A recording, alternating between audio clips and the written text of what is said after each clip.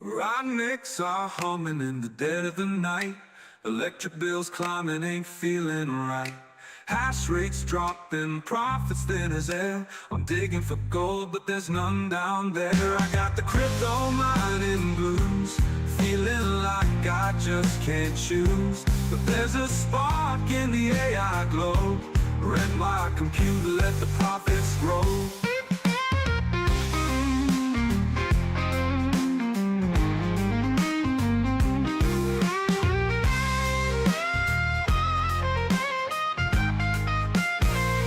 Once I was king with my GPUs. Now I'm stuck paying the power dues. Every coin I mine feels heavier than lead, but I hear whispers of a future ahead. I got the crypto mining blues, feeling like I just can't lose. Switch my power to the AI flow, turn this burden into a glow. I see the light, it's flickering on. AI's calling my machines to respond. No more digging in the blockchain dirt. This pivot might just heal the hurt. I got the crypto mining blues, but I'm stepping in brand new shoes. The AI train's on a steady roll, gonna wreck compute and regain control.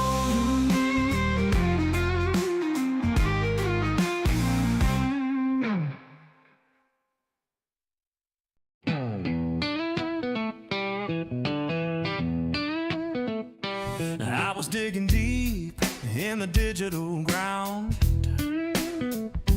hoping for treasure, but nothing was found. The rigs were buzzing, the heat was real. Electric bills biting like a thief who steals. Crypto mining blues got me feeling low. The profits are gone, where did they go? But there's a light shining through the haze. Renting compute might just save my day. I stacked up GPUs, thought I'd strike it rich, but the market's a beast with a wicked glitch. Hash rates climbing, rewards falling flat. Chasing that coin, I'm chasing a cat. Crypto mining blues got me feeling low. The profits are gone, where did they go? But there's a light shining through the haze. Renting compute might just save my day. AI knocking, it's a brand new game. Whispering sweet that it knows my name.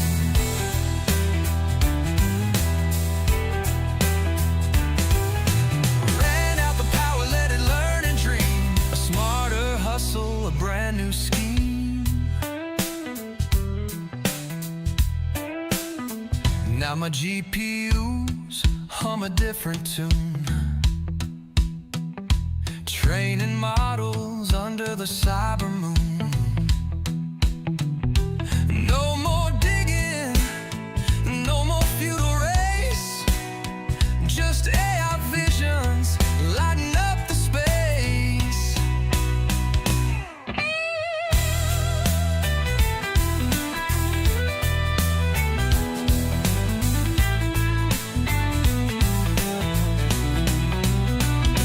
Crypto mining blues got me feeling low. The profits are gone, where did they go? But there's a light shining through the haze. Renting compute might just save my days. Now my GPUs hum a different tune, training models under the cyber moon. No more digging, just AI visions lighting up the space.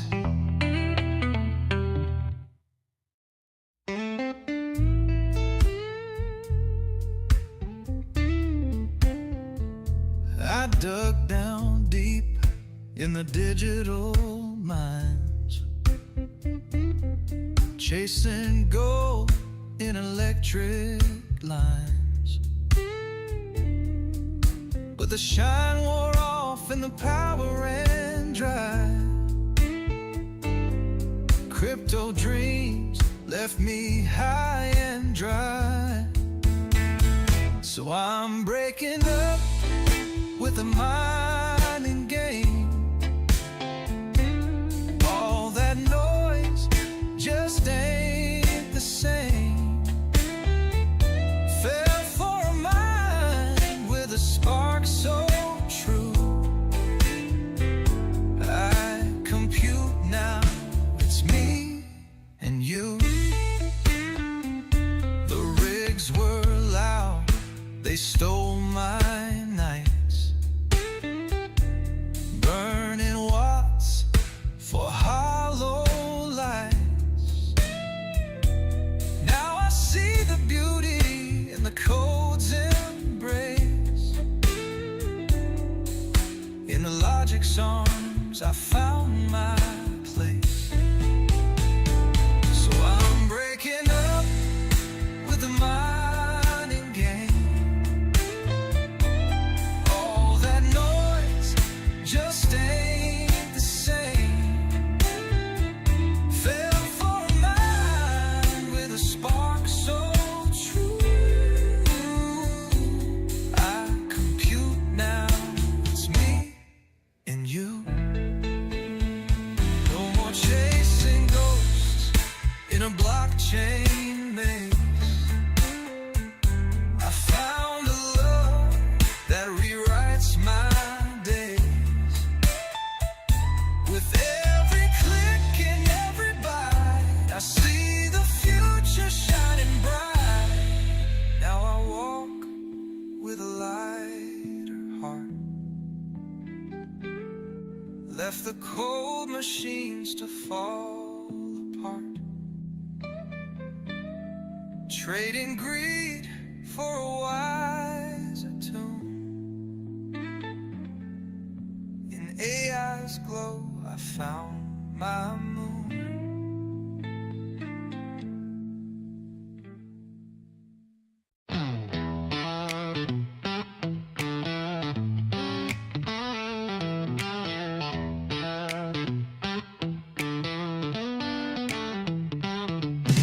Chasing dreams in the glow of the screen.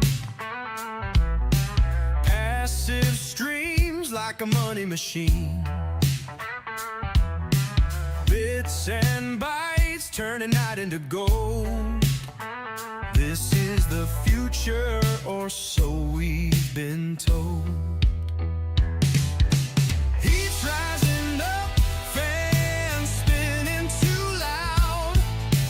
Power's a thief in an electric cloud. But the profit's sweet as the circuits hum. AI's the rhythm where fortunes come from.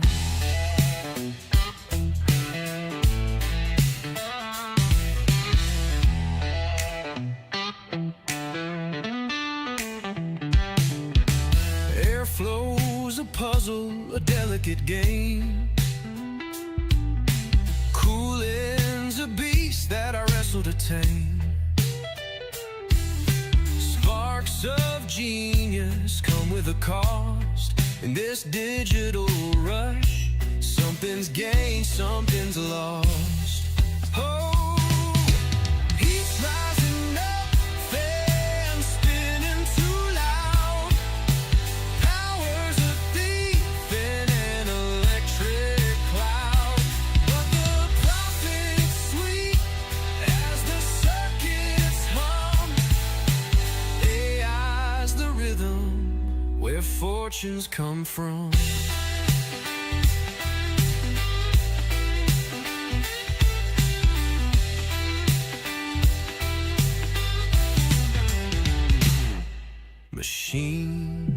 crash and tempers can flare. Electric bills bite, but we're too far to care.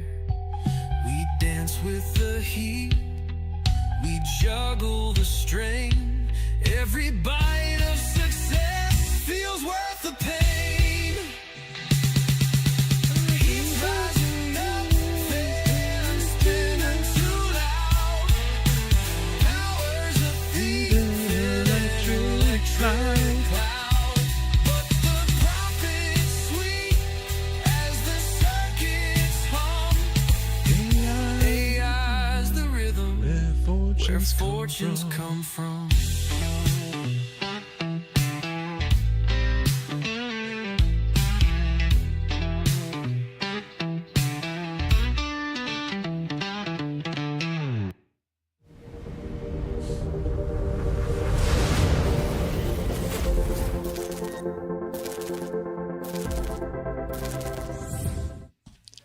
Hello, everybody. Welcome to Sundays with Max.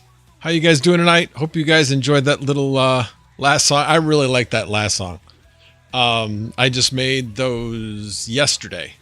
Just came up with an idea for the lyrics of a different song and use the same description because I like that style of music. And that's what I came up with. Well, I don't know if that was the first version or the second version, but it came up with those, and I was like, that last one I really like.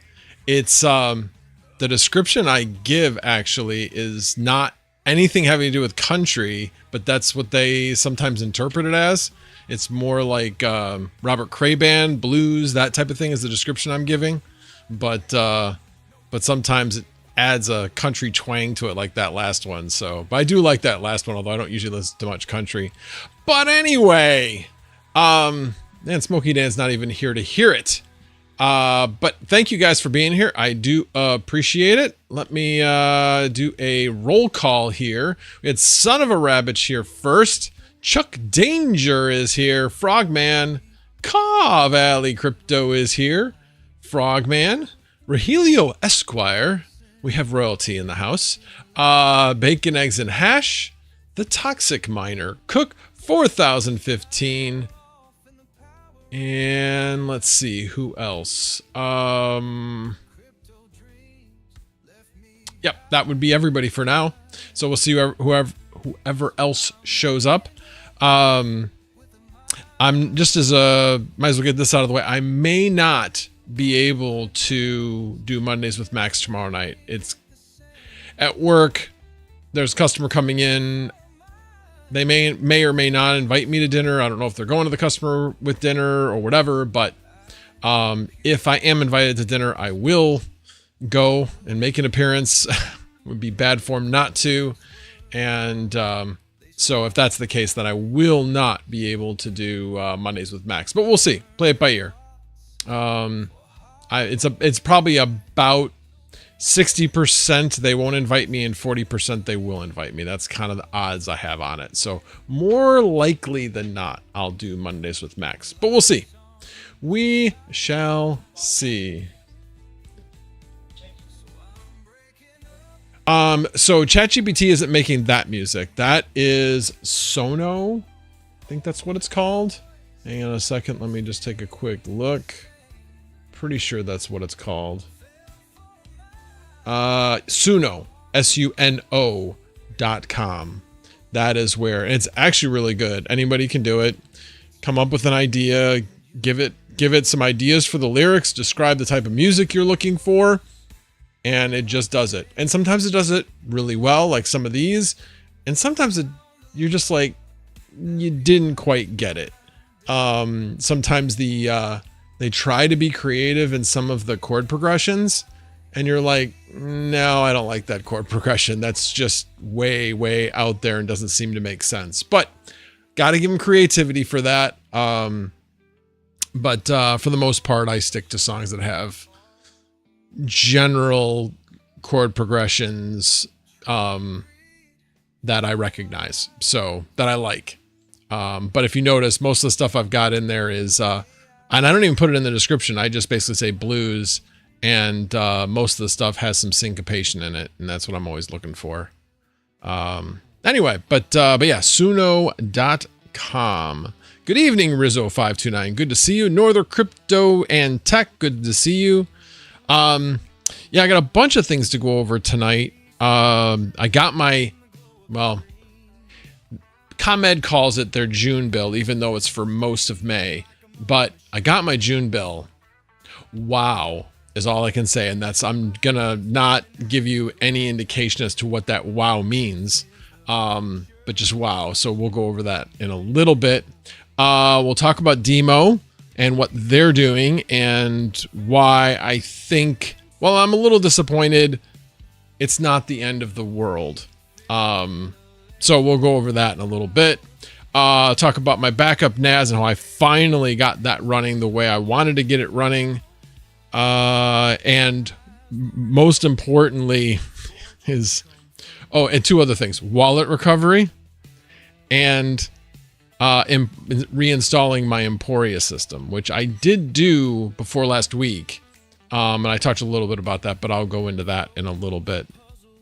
What do you guys got going on this week? Let's talk a little bit. Let's chat a little bit first, but as people are starting to come in. Let's see. Frogman says, founded. Thanks. Cool. Yeah, Suno works really, really well. Good evening, Cody. Good to see you. But yeah, yesterday, Sunflower Mama and myself, we went to a bike race, which you may have seen the short. And it was fun. We ran registration. We run registration for this particular bike race organizer. They do 2 races a year, one criterium, and 1 cyclocross race. And so they're just really, really good people and have a relatively small club. So we do support them. Although one of the organizers of another race who I know pretty well basically said, what are you doing a weekend in August? So we may end up being roped into that of doing registration for that race as well. So we'll see. He actually probably needs some help because I'm not sure how much support the club he belongs to is helping out, because they're based in Chicago and he's putting the race on way out in Plainfield, which is where he lives. So I don't know. We'll probably end up doing that, but we'll see. We'll see. All right, let me check on the chat. I see it going. Planting my garden. Nice. Yeah, it should be pretty safe by now after Memorial Day. Don't plant before Memorial Day because there's always a freeze in May. Oh, Mother's Day? Oh, okay. Sorry, it's Mother's Day, not Memorial Day. I knew it was an M day. In May, the M month. The second M month. Been test driving vehicles all weekend. What you been test driving? Bacon, eggs, and hash? Yeah, the songs on Suno, you can't have a maximum of 4 minutes. And I haven't really been able to figure out, you say make it 4 minutes. It doesn't. In fact, I feel like if you tell it to make it 4 minutes, it then intentionally doesn't make it 4 minutes. So I'm not really sure how to do that. But again, I'm still learning. So we'll see. Yeah, bacon, eggs, and hash. I know you're test driving vehicles. What vehicles are you test driving? What brand and make? Since I have to be specific. All set. Good to see you, sir. You made one about Red Panda. Nice.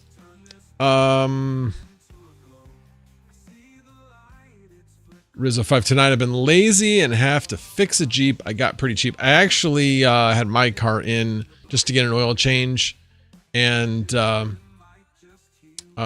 thing else it needed was there was a backlight that was out, and evidently the backlight being out wasn't just the backlight, it was also the fuse. And yes, they did test the light they took out with the new fuse. It was still out. So probably when it blew, it kind of did kind of a back at the fuse and blew the fuse when it blew out, would be my guess. But anyway, replaced both of those. Didn't even charge me labor for it.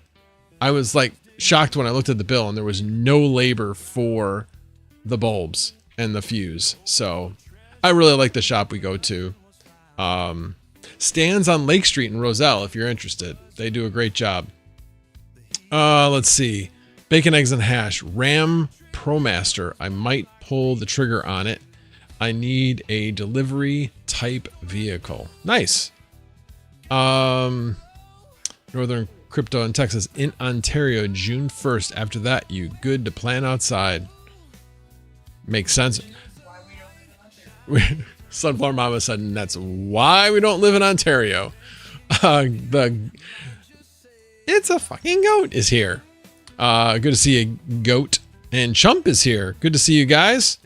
My 8 kilowatt of solar is going up. I can't wait to have it all running at the same time. Yeah, solar has been really not doing as well in May and June. We just have had a lot of cloudy days. The smoke coming from Canada has been horrible.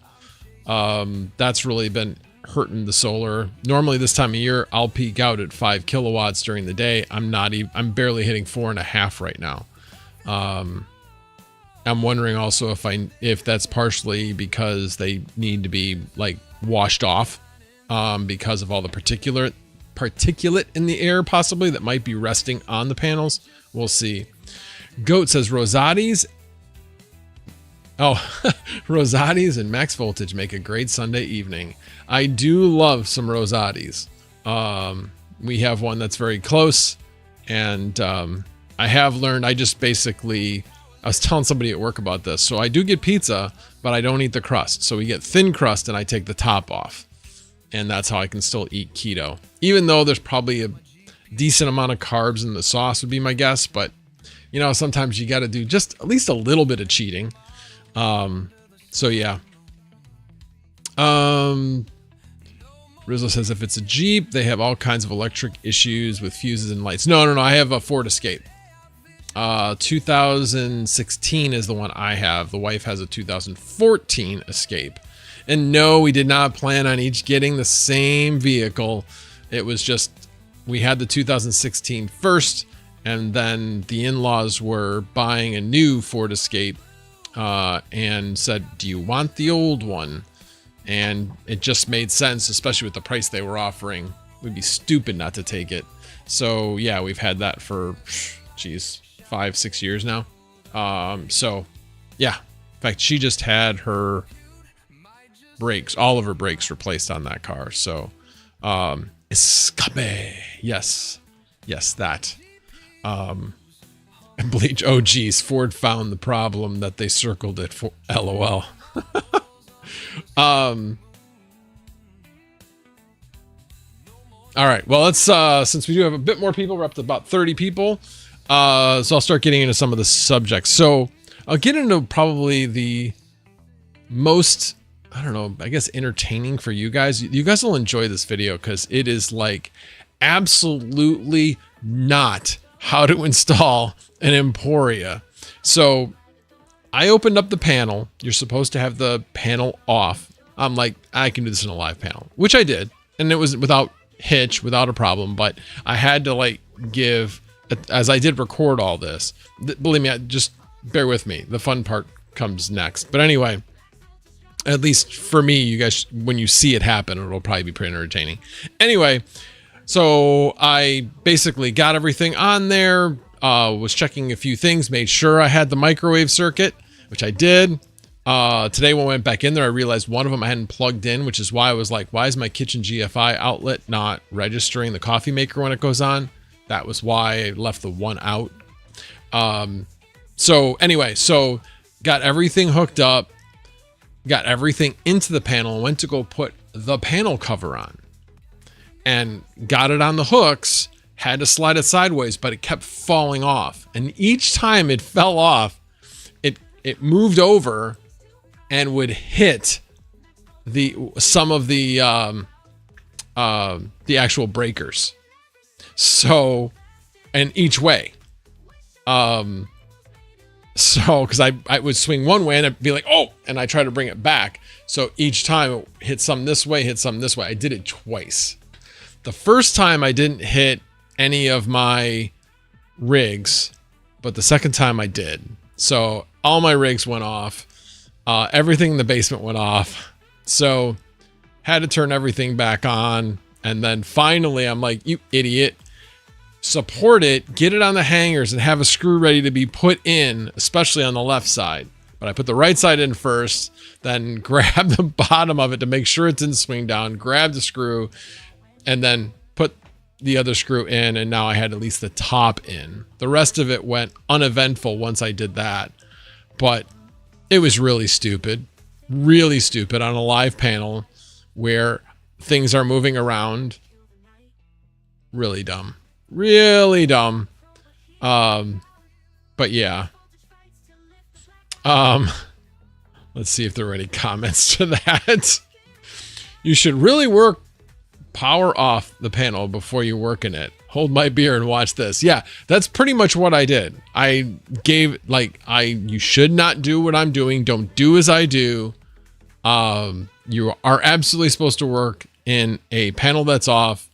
I'll be fine. It's funny because I only saw one other video on YouTube of a guy working in a live panel. So the only thing scary about it is because everything is insulated except for the bus bars and any open circuits. But the way that they put this thing in, you can't even get to the mains coming in, because I guess, I don't know if it's a new requirement or if they just did this, but the mains come in, the insulation goes all the way down to where they screw it in, and then they have these things that go around the actual, like, where you screw it in. So you can't touch the mains at all on this box panel. And then, like I said, then everything else, I mean, all the circuits are in, everything's insulated. So like I said, you just have to make sure that you don't touch any of the bus bars. There are a couple open slots towards the bottom. You got to make sure you don't touch the bus bar there. But that was really the only spot where there was any danger at all. So anyway, but like I said, I decided to close it up today. I did not really, I cable management so that everything went around the outside, but then all the cables are kind of jumbled up in the bottom. Just because I didn't want to use any metal, those twist ties that you use that, they still have wire in them. I didn't want to introduce any metal, and the zip ties or things like that.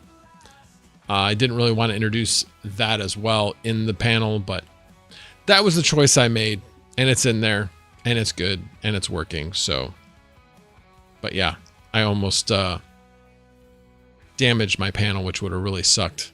Do it live. Sorry, just made me think of it when I saw Chump say, I do it live if I'm alone, most of the time, no camera. He's been an electrician for over 40 years. Yeah, the guy who did it live, yeah, he had been an electrician forever. And they basically say if you're a apprentice, you should never, ever work in a live panel. So yeah, it's only 100 amp. You got this. Yeah, I know. It's one of those things where it would really freaking hurt. And if you had a heart condition, would not be good. But it isn't like working in like 3-phase for 480 volt. We heard some stories that I will not repeat. Yeah, there's some, you don't want to mess around with that. That absolutely has to be off if you're going to do that. But anyway, that, I finished recording that video except for, like a beginning and ending. So I'll have to edit that soon. So anyway, so that was my today, about a couple hours ago. But glad that the cover is on. Yeah. Also said, don't worry about, we'll put some hair on your chest. Yeah, exactly. Like I said, it might hurt, but it probably wouldn't, like, it would cause pain, but it wouldn't probably cause much, you know, any permanent damage, I guess is what I'm trying to say. I don't recommend it though. I don't recommend it. You're better off not getting bit. That's for sure. And at least you were at home, could change your shorts after the sparks, LOL. Yeah, I could have if I had to, but thankfully I didn't have to. So anyway, that was my little eventful part of my day today. Most of it was just relaxing. I was actually consuming some content. Actually forwarded a video to Chump. Smarter Every Day, by the way, is a great channel. And his latest video is about making something made in America. Like, his goal was to make a product that was made in America. And he couldn't believe how hard it was to actually make a product in America, because it's not about making the parts, but it's about making the parts, not about manufacturing the item. Because, like, injection molded, actually finding a company that will create the molds in this country is almost impossible.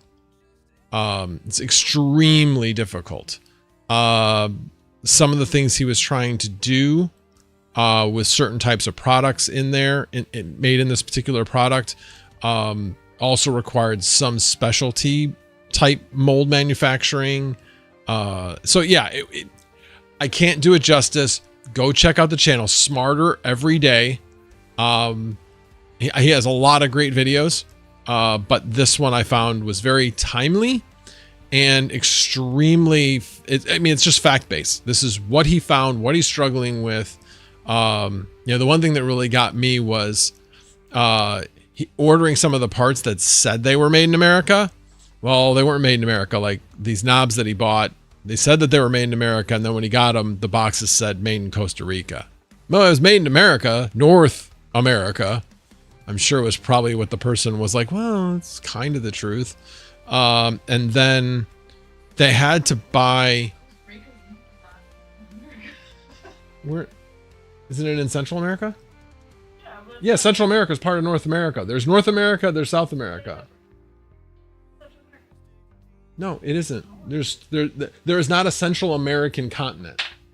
North America. Even if it was Central America, they could still say it's America. Anyway, the continents are North America and South America. And if Costa Rica is north of Panama, it's North America. Because the Panama Canal is the spot, as I understand it, where North America ends and South America starts. Anyway. But I digress. Just go watch it. It's like a 50-minute video, but it had me from beginning to end. It was really, really good. And it will give you I don't want to say a new perspective, but it'll give you a perspective, of what it takes to manufacture in the United States right now. There's a lot of problems. There's a lot of things that need to be fixed in order to make manufacturing, because we don't make stuff that makes stuff. That's the problem. That was a big thing of what they found. There's a number of other things too, but that was kind of one of the things that really hit home with me. So, jump change, good in you. You know, I've said that story to other people, like that's how you respond to everything, good in you. Anyway, see, there's Smokey Dan's not even here to keep me honest. There should be 2 drink emojis out there already, at least 2, if not 3. So who is going to fill the shoes of Smokey Dan tonight? Who will do it?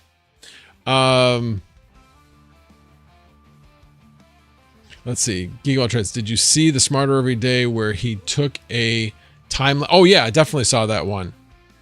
Yep. Yeah, I saw that one. That was probably one of the first ones I saw of his. But yeah, he's done a lot of really cool stuff. His videos take time. He's been working on manufacturing this thing for years and just came out with the video. So his projects are long, are really long. So it's really good. Anyway, that wasn't one of the things that I was planning on talking about tonight, but I just was talking about the day, and that was one of the things that I took time to watch, and really glad I did. It was really good. Wallet recovery. So this will be a clickbait video, no question. But you guys may have, I mentioned this before, that bought the X card, or I should say didn't buy it. Ellipal sent it to me so I could review it, and I will be putting out a review video. But when I was doing it, I'm like, well, you know what? I'm going to recover my Titan 2.0 wallet. So I was like, okay, cool. So what I did, I have a I put it away, but I have a seed phrase that's in an Ellipal metal, like 24 words with stamped letters on it. So I know what the seed phrase is. And so I entered in the seed phrase in the recovery using this device. And sorry, upside down. This device. And would enter it in the wallet, and it would keep coming up as it would come up in the Ellipal app, but would never like show any of the assets. I was like, this is weird. So I'm like, all right, fine. Let me try entering in, to make sure I have the right seed phrase. Let me try entering in a new wallet with that seed phrase. And it came up that it was the same seed phrase. Like, you already have the seed phrase in here. Do you want to overwrite it? Thank God I said no. So I'm thinking something's wrong. So then I have a conference call last Tuesday night with the people from Ellipal. And they're like, there's really only one explanation. Could you have put a passphrase, a 25th word to the seed phrase, basically? And I'm like, I thought I didn't, but that would make sense that might have been what I did. And so I started trying like every basic password that I've used in the past year, or at least what I thought I'd used in the past year. And I finally just gave up. I was like, screw it. So this is what I'm going to do. We're going to see if this card works. I'm going to create, because you can create multiple accounts, wallets on here. So I created a new wallet. I wrote down the seed phrase. And before I transferred anything, I created that same seed phrase in here. There's a selection here called recovery. Make sure you have the passphrase off, that's the default. You don't have to go into it if you don't have a passphrase. And then have it written to this. So that's what I did. And then when I tried to bring it into the Ellipal, it recognized that this was the same account, the same wallet as the one that's the Titan, and merged the two. So now I have one wallet in my Ellipal app, except I can either choose to use this or I can choose to use this. And there's a really easy way to select between the two, which I'll show in the video. But yeah, lesson learned that everyone should test your seed phrase. Make sure it works. I've heard other guys talk about this. I know Crypto Dad has talked about this. Make sure you understand how your crypto wallet works. Use it every once in a while so you're familiar with it. But also check recovery. Don't just like, if I had thought, oh, okay, well, I'll just do what I did and try entering in. Oh, it was the same seed phrase. Great, I could recover it. This device doesn't have a seed phrase checking tool like Ledger does. The way to check it is by doing what I did, by trying to enter it into the device. So it really didn't check whether or not there was a passphrase or not, which is kind of a bummer. But my suggestion is don't use a passphrase unless you're going to make sure you whatever tool you use to save your seed phrase, make sure you put the 25th word on there. I evidently did not. And I was a total beginner at using a hardware wallet at the time. So I didn't really probably understand when I did that, what the repercussions were going to be. But thankfully, I've got everything transferred over and everything's good in the wallet that I have fully documented. So I don't care if I lose that other wallet at this point. Oh, thanks, Goat. Send you all of my crypto and you will keep it safe. Oh, well, thank you. I appreciate that.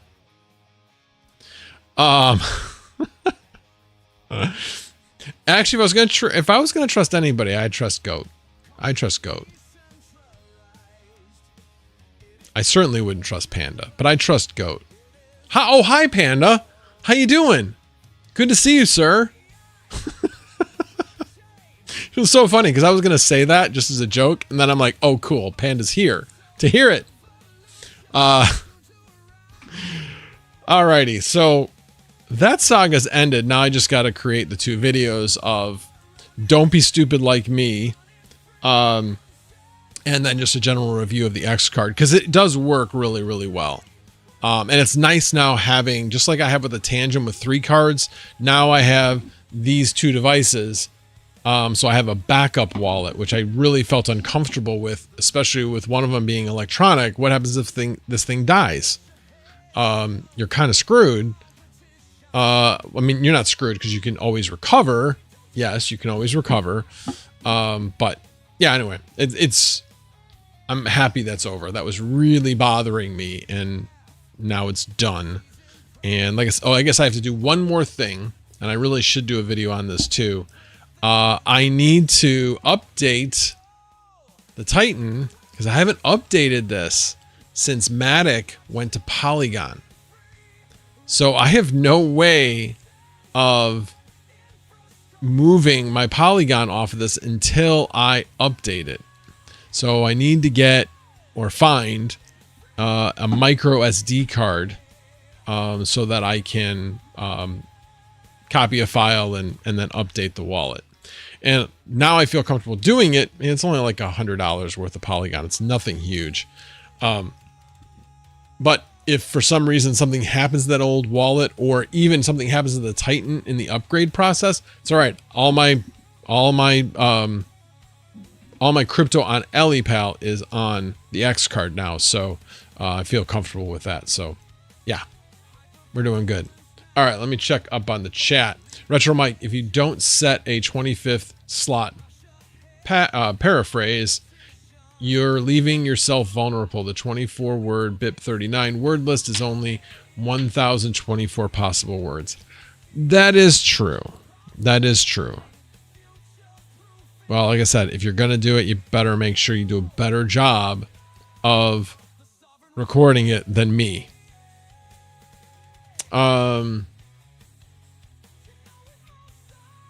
Just get a safe built with a Faraday cage. Oh, Frogman, are you having fun with Suno? Yeah, isn't it good? It's really fun. It is really fun. I spent a lot of time last weekend playing with that instead of recording videos, and I did the same thing last night. And yeah, I need to spend more time recording. I need to spend more time editing so I can get some of these videos out that I have either in my head or actually recorded, and I just need to edit them. Got to move your Ethereum off of Ledger. I thought you sold all your Ethereum. Goat says, but of those 1,024 words, there are like 115 quintillion possible combinations or something like that. LOL. Yes, that's true. Except think about how many, it's still a set number of possibilities, meaning that somebody with enough compute, if they have your wallet address or something, you know, they could try to, anyway, it's just not out of the realm of possibilities. Ledger locks out your device if you don't get it updated within the past 9 months, I believe. CoinDead did a video on it a few months ago. Well, I don't have Ledger, thank God. Oh, you have so much Ethereum. Well, don't sell it now, because that's going to be the next thing after Bitcoin hits a major pump. That's going to be the next thing to go. I think we're going to see Ethereum hit, 4,500 to 5,000. That's my prediction. I really should be looking to buy more Ethereum at this point, because that's going to be the first thing to go. And I'm holding all these other coins instead right now. As kind of a short term. Yeah, because I bought Tau, which I'm now up on.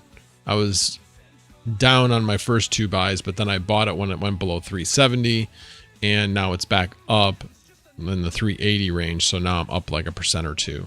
But I have so many other coins that I'm holding that will definitely pump after Ethereum. At least that's what I think. So yeah, it's one of those things where I don't follow what my brain knows to be true, because I just don't like Ethereum. Is what it is. Let's see. Go easier than it may seem. In 2019, I was able to derive my Trevor seed. Wow.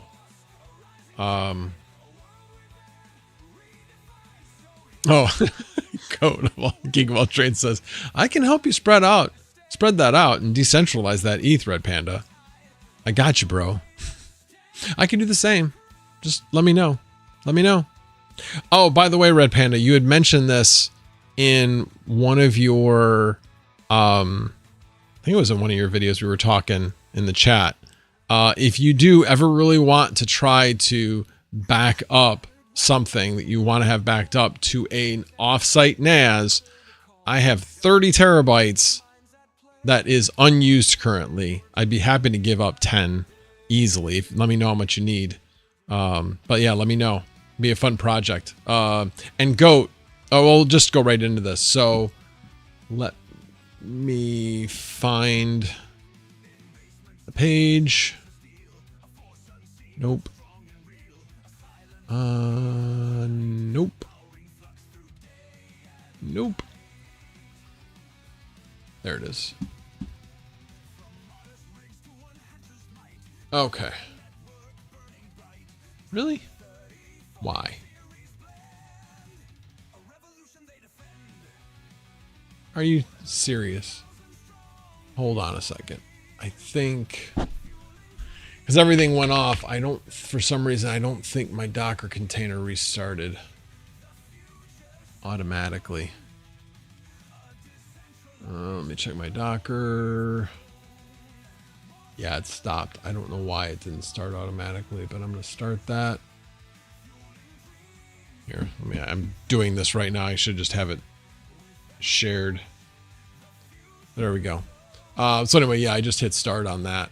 That's Duplicati is the service I'm using. Now, let me see if it... Okay, there we go. So you can see I finished... Oh, interesting. Oh, because it reran another backup. It saved whatever changed. It did it in like 5 minutes. But before that, it finished 5.5 terabytes in 15 hours, which isn't bad. I had this thing running for days, and I was like, why is this thing taking so long to download?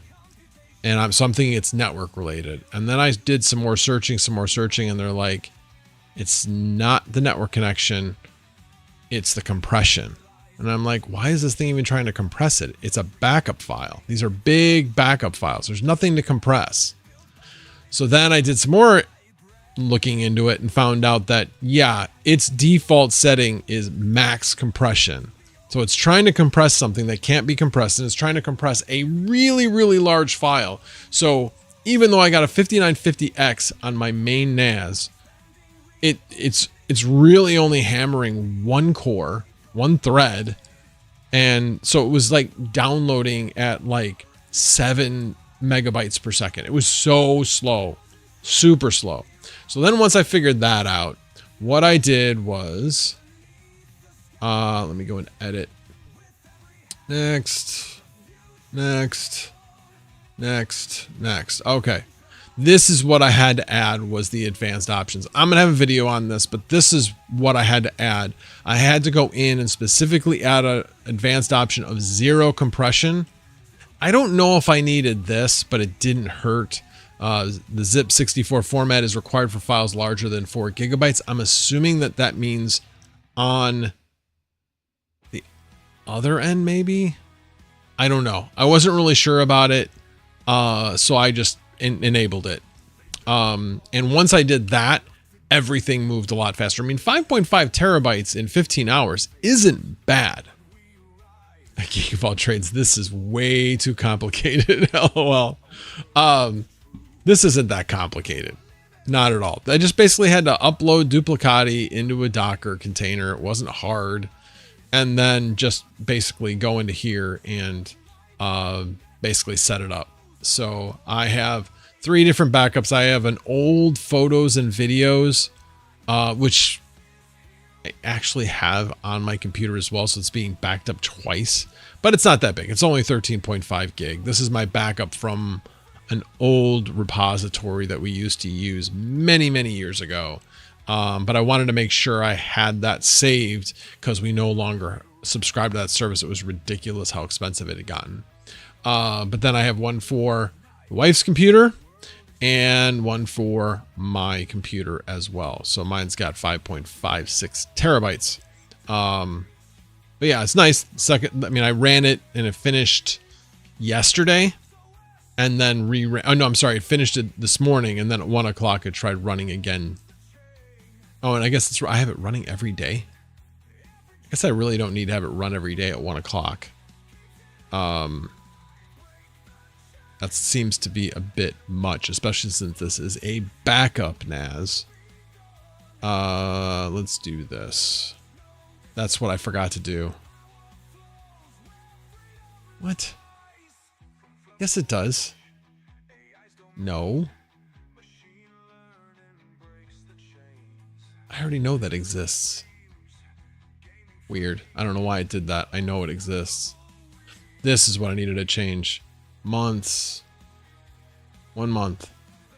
That's what I wanted to have done. And have it be a month from today. We'll do July 8th. There we go. Next. Save. There we go. Now it'll be scheduled. See, I've got all the other ones for a month. I'm not sure why I forgot to do that on that one. But anyway, all right, let me get back to the chat.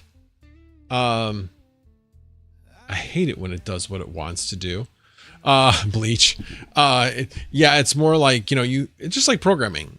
It'll do exactly what you tell it to do. You just have to know what the standard is and then what you need to change it to. And it seems really silly. Well, it's not really silly. So like for most people, when they are moving something to a NAS or duplicating something from a NAS to another NAS, they're most of the time, they're actually doing like regular files as opposed to backup files. So then it makes sense when you're copying smaller files. Oh, I also changed the default size from 50 megabytes to 500 megabytes. So every time it writes a backup file, because all the backup files with Duplicati are encrypted, and it's breaking it up into 500 megabyte chunks as opposed to 50. So it basically decreased the number of files by 10 by doing that. They basically said don't go over 1 gig. 1 gig, it gets really slow if you go over 1 gig. So I'm like, well, I'm trying to make sure that it's not slow. So I thought, okay, I'll do 500. It seemed like a happy medium. PBS for the win. I only run Windows and Docker. It's worthless for anything else. What are you talking about? Unraid is like Docker King. It is like stupid easy to add in apps running in Docker on Unraid. I love it. I love it. But I don't think you've done much with Unraid. I don't know. I'm a fan of Unraid. I like it. I like it a lot. Let's see. If only you had Synology Hyper Backup. I don't need Synology. I like what I have built. Veeam backs up Proxmox directly now. Well, that's cool. That's good to know. That's really good to know because I have not backed up my Proxmox server yet. and I've been thinking about exactly how to do that. I'll look into that. I know that the free version of Veeam only allows you to set up one backup configuration. Yeah, Veeam is great for incrementals. I love it.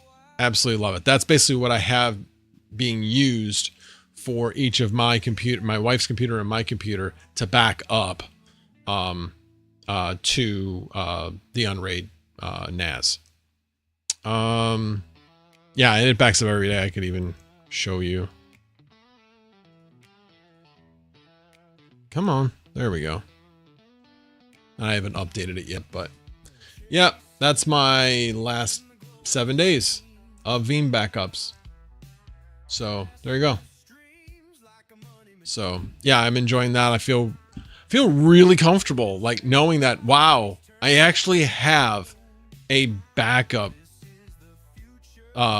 system, like where if I lost everything, I'd be like, well, that sucks, but I can recover. I can recover it. So yeah. All right. What else am I missing here? Stop breaking shit.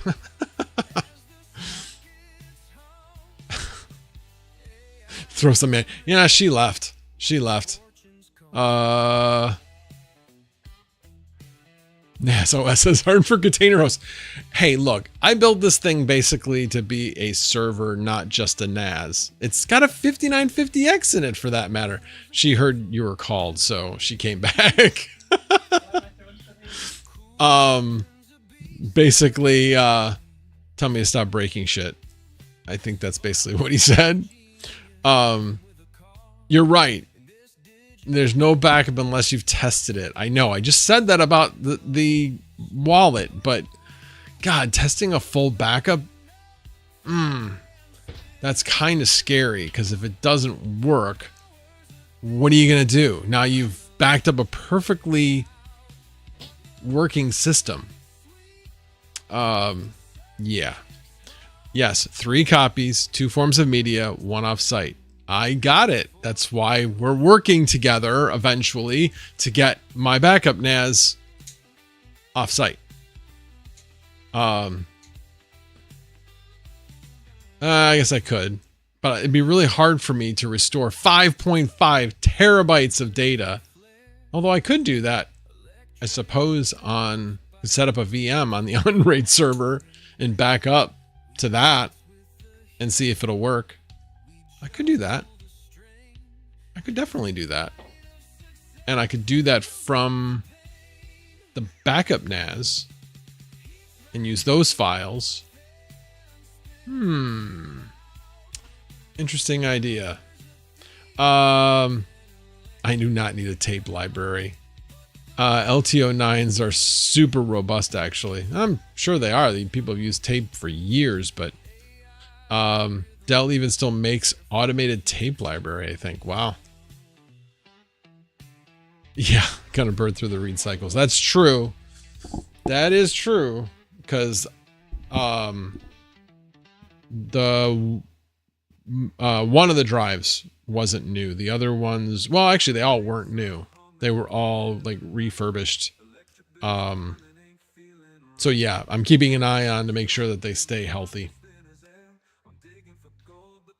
Oh yeah, I guess I can. I'm going to be shifting off to another subject, which will be on here. But anyway, wanted to take you through that. They are all done. And the 5.5 terabytes was over 100 megabytes per second. Megabytes per second, which is almost gigabit speed. It was like 108 was what it hit. And it was not limited by the network. It was more limited by the encryption process that goes along with Duplicati. So I've been trying to figure out if Duplicati has a way that you can set up additional threads in order to make because I mean, I've got 32 threads on this thing. Some of them are assigned, but I have at least 16 threads available that I could use just for this process if I wanted to. But all right, moving on to me, the most exciting news was, and I know you guys are like, oh great, he's going to talk about electric prices again. Goat, pay attention. Do I have your attention, Goat? Okay, because I saved over $300 in the month for my last bill that just came out. Over $300. The amount of power I used was just over 6 megawatt hours, or 6,000 kilowatt hours. And the rate savings was almost 5 cents a kilowatt hour. Not my rate. My rate was under 4 cents a kilowatt hour for just the supply. I'm not talking about the transmission or distribution, whatever you want to call it. I'm not talking about that or taxes. I'm talking strictly what the effective rate was for supply. And that was 3.912 cents per kilowatt hour. 7.7 is about what the transmission is. So basically, I was under 12 cents. Under 12 cents. I know that doesn't sound like a great rate or anything, but when the standard rate came out to 16.5 cents, I am really happy to be under 12 cents. And I've shared this with you before. It's in, I don't know if it's in the description, but it's in the description of my video about hourly rate pricing. And so I have not yet done the community solar yet, but I will be doing that. I just have a couple more questions about that before I do it, and I will do a video on it. And then once I have some results, which takes a little while to actually get into the program, it takes I think about 3 months depending on the supplier, because they need to get you assigned to a solar farm and allocated and all that kind of stuff. So we'll see how it goes and exactly how it's going to work. But like I said, I have a few more questions to ask, and then I'll do a video on that. But anyway, that is freaking amazing. That is the most I have ever saved on hourly in a month. It was over 50% savings on the supply side. Amazing. Absolutely amazing. Yeah. Alrighty. I will not bore you with all of the numbers, but just know that those numbers are absolutely accurate. I've done it. 16.5 cents times this. It's like over $1,000, and my bill was like 700 something. So it was over $300 in savings. It was, yeah, I was really excited. I still am excited about it. All right, let's see. Can you say that just one more time? I could. I saved over $300. I am excited. What can I say? Oh wow, and he said that like 3 minutes ago. I wonder how many more times I said it between now and then. Hash koozie. Nah, I'm gonna buy a bathtub and use an S19 to make it a hot tub. Oh, we'll talk about Demo in a little bit. That was gonna be next. Just catching up on some of the comments I may have missed. I think I got them all. Yep, I got it. All right, caught up on those. So if you are in Northern Illinois and you have not tried hourly, I'm telling you, GOAT, sign up for this program. You will not be disappointed. You will not be disappointed. Just do it. Do it. Have faith. Know that I've never heard of a single person that got on this program and didn't stay on this program. Okay. Alrighty. Well, let me go back to full headshot.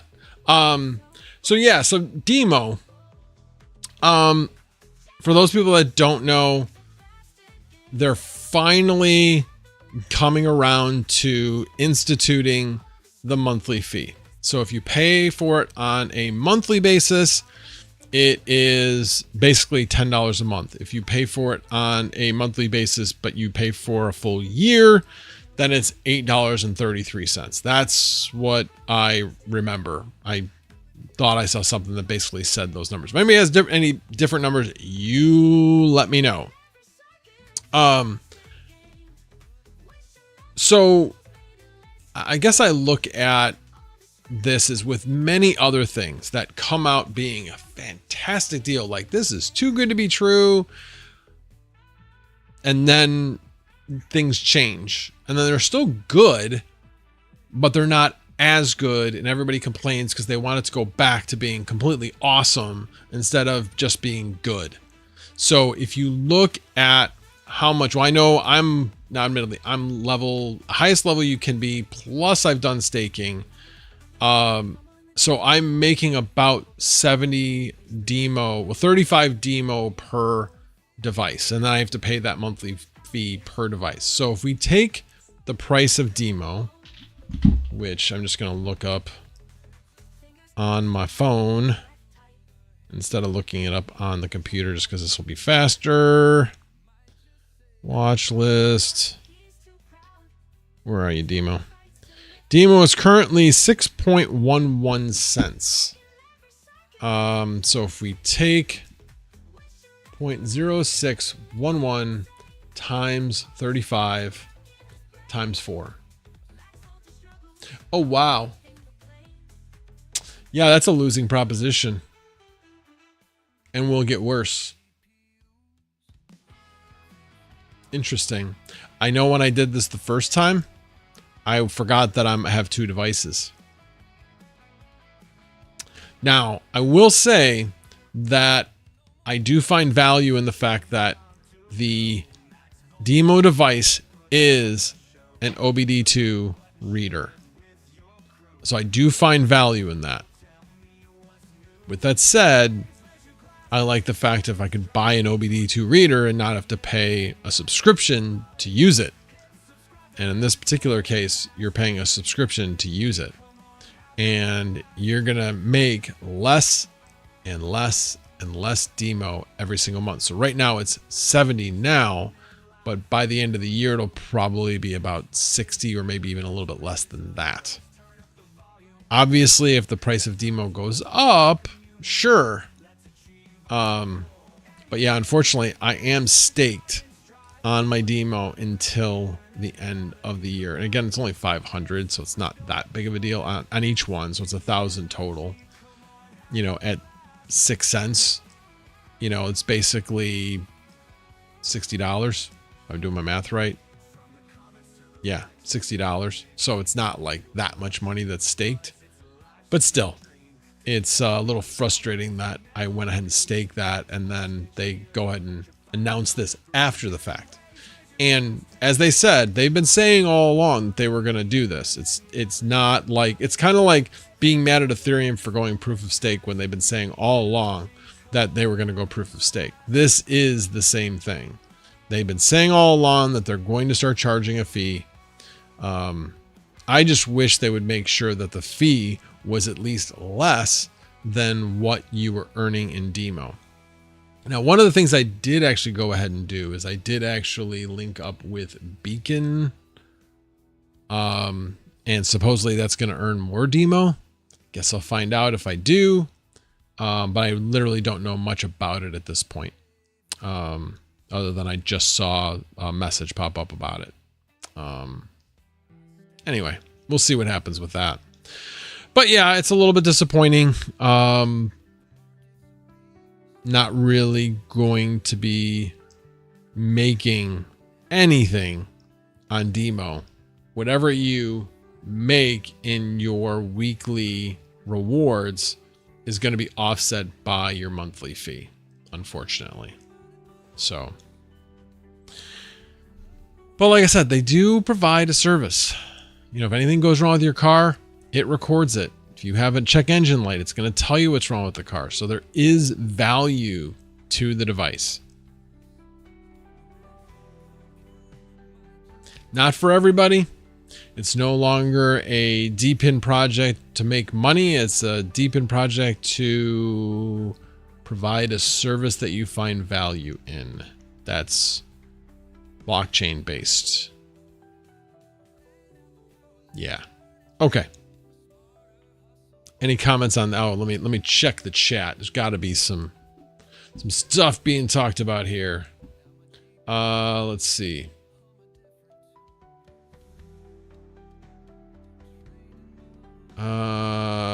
Think about 3 cents you'll save. Honestly, you'll... Oh, you know, one thing I did forget. Sorry, going back to the hourly rate program. I would have saved even more, except they jacked up my capacity charge. So capacity charge is a flat rate that they set based upon your electric need. And it's based upon the previous year that actually ended last September. It ends in September. They do a measurement and then it takes like 9 months for them to institute it on June 1st. So my last year, I was less than $5 on my capacity charge. Now I am over 50. What am I at now? $59. So yeah, my capacity charge went up a lot. But even with that, I saved that much. So, but yeah, your capacity charge code, if you're not using anywhere near that amount of electricity, your capacity charge will be a lot lower. So, let's see. So Retro Mike says $8.33 per month only if you pay annually. Exactly. $9.99 if you do month to month. Correct. 14 cents per kilowatt hour. Oh, you haven't looked at your latest one. You haven't looked at your latest one. Yeah. It's not pretty. Not pretty at all. It's going to be, I did the math. It was 16.5 cents. But if you're saying you're only 14 cents last month, which seems a little weird, it's going to be, it's at least about a cent higher, this month. Let's see. Oh, you can get an OBD2 scanner for like $30, LOL. I didn't know that they were that cheap. Are they... Red Panda says, question, are they going to use the subscription money to market, make demo on exchanges? I have no idea what they're going to use it for. They have not said. At least I have not seen it. It'll even reset the check engine light before you trade it into the dealership. Oh, nice. Yeah, I don't think Demo will do that. I haven't heard it do that. Or so I hear. Similar to what Elysium did with their treasury funds, they were going to inject liquidity. Yeah, I don't know. Demo runs on a SIM card. They are paying cell service for every device right now. Yeah, so obviously they'll be using a certain portion of it to pay for the cell service. I'm not sure if that's only just covering the costs or it's a little bit more than those costs.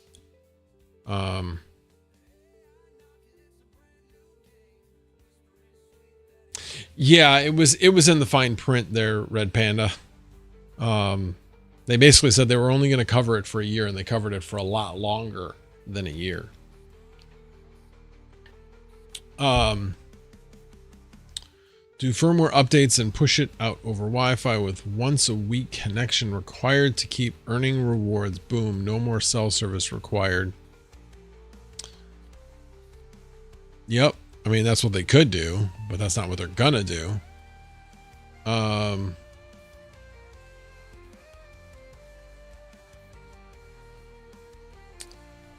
right, let's see. Get a two-way OBD2 tablet. I have an Autel MK808BT Pro yearly subscription, but don't pay it if you have older vehicles. Yeah, like I said, I don't really work on my cars, but I don't like getting ripped off, even though I do have a good mechanic. But I like knowing what's wrong with my car when I take it in. So that's why I do like having that. Let's see. Yeah, Retro Mike had said this. He actually said this in a tweet. I saw it. It was in the terms and conditions when you set it up in the app was the first thing I noticed 2.5 years ago when you set it up. Yeah, nobody referenced it. I mean, who the heck reads the T's and C's? Oh, I guess Retro Mike reads the T's and C's. Smart man, Retro Mike, smart man. All right, let's see. Yeah,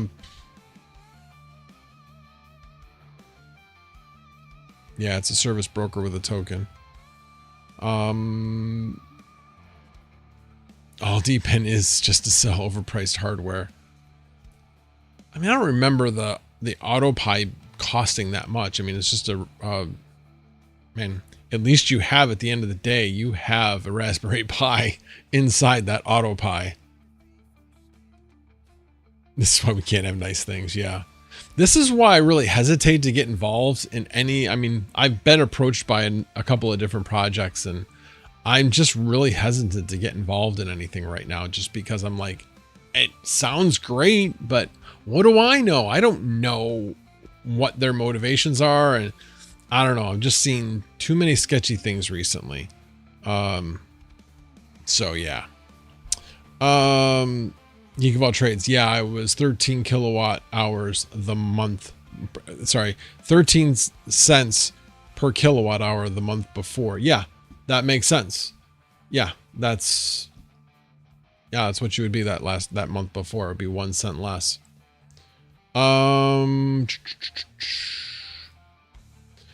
Your last comment. Sorry, I work on all my vehicles. I've never bought one on payments all my life. Was born poor. I mean, I will say I am really glad to not have any car payments. Haven't had a car payment in quite some time. Actually, it'd be at least 4 years, I think. At least. Something like that. So yeah, I'm very glad not to have car payments. I don't really want to go back. Retro Mike, you said $379. Oh, the AutoPi was $379. Wow.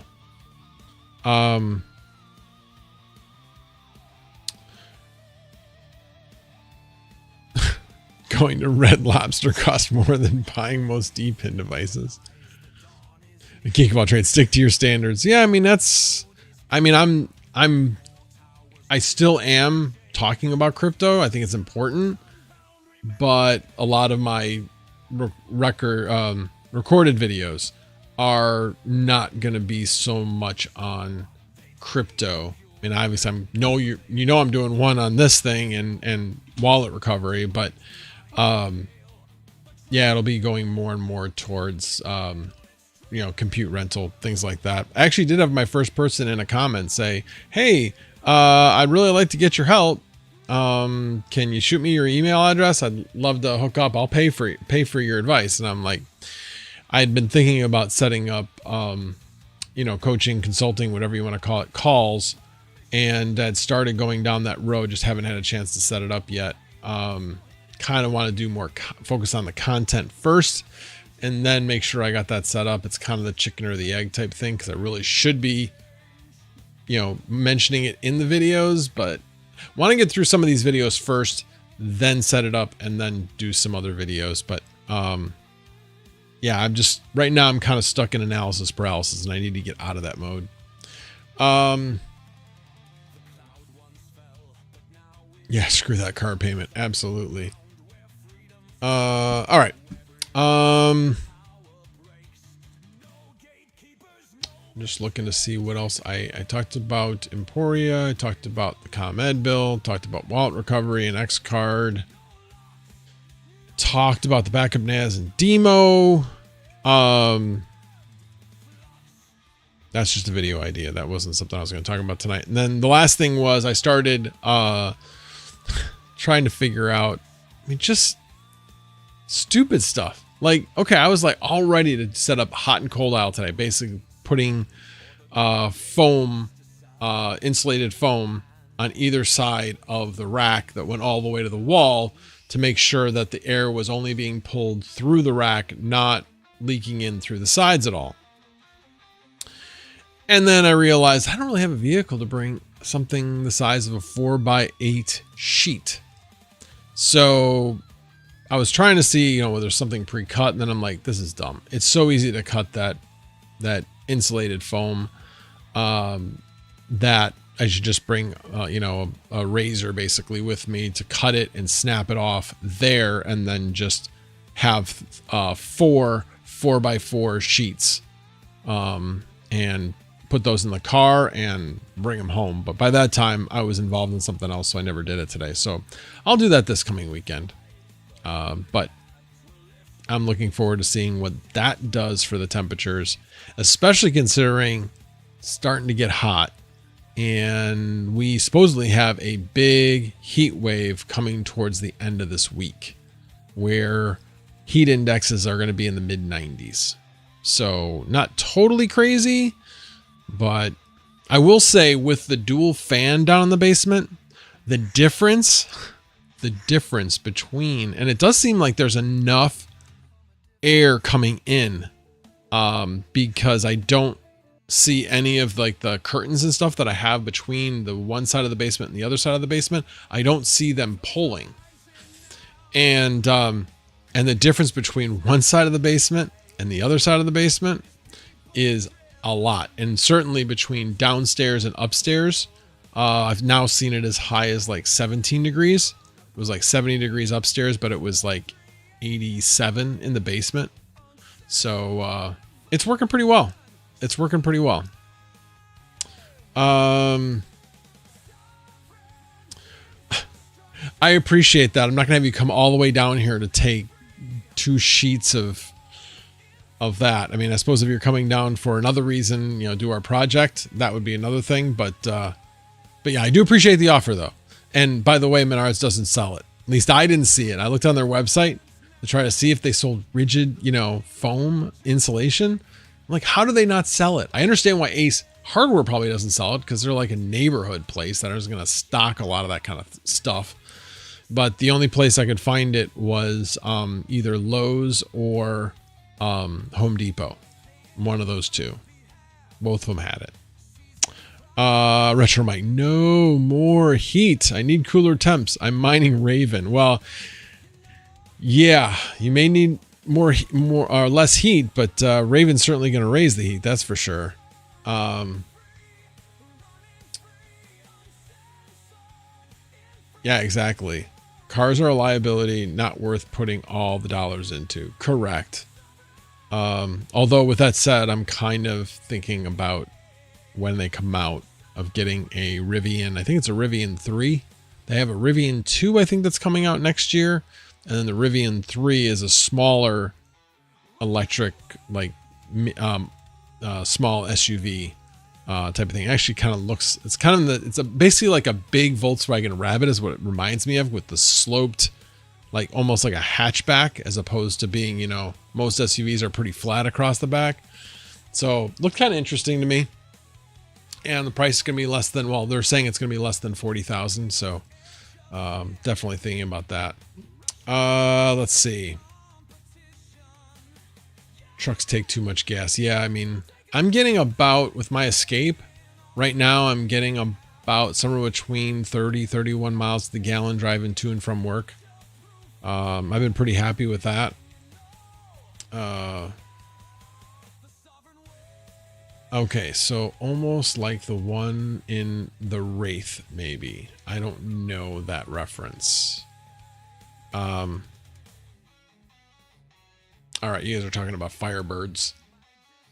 I'm waiting on the Alfa Romeo I don't even know how to pronounce that. Uila EV for my next vehicle. Yeah, I mean, there's lots of EVs out there.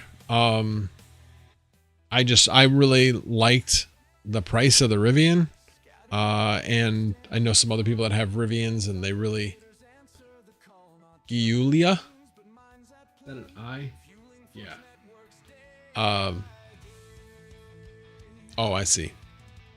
So I don't know. We'll see.